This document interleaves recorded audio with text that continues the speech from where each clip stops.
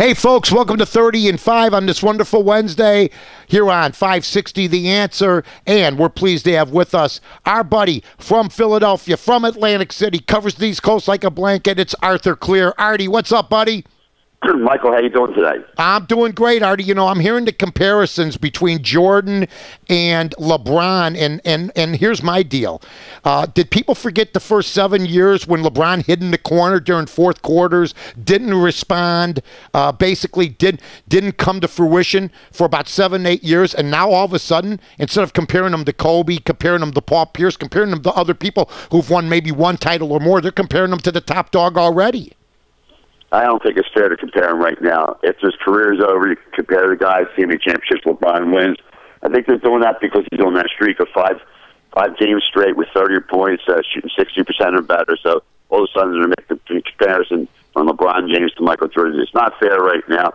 Let him finish out his career and see what happens at that point. Yeah, they're because going to compare anybody to Michael Jordan. Let it be Kobe Bryant. Yeah, and you know what? I heard somebody on the radio bring up that, you know, I mean, they'd rather play with LeBron. He's easier to play with.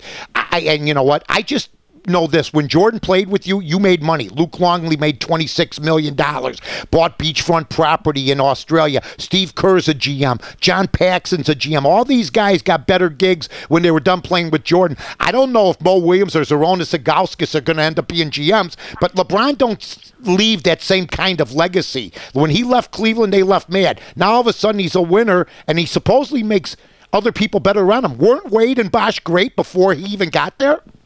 I think they were all-stars, weren't they, Mike? That's what I thought.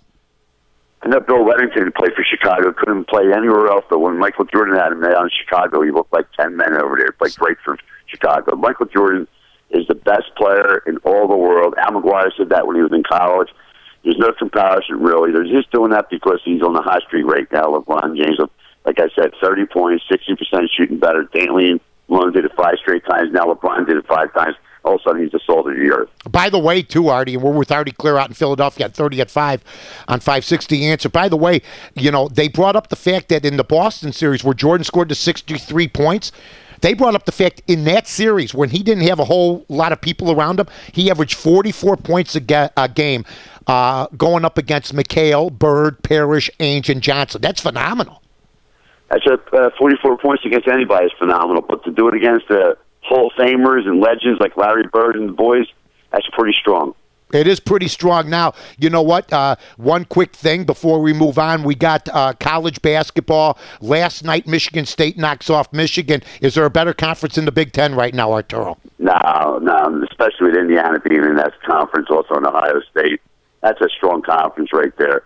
College basketball is back, thank God, with some real good teams out there. So we should have a great March Madness, but the Big Ten is the best conference in all basketball. All right, Artie. We appreciate it as always, buddy. You take good care of yourself. Talk to you down the line. Thanks for joining us on 30 and 5, my friend.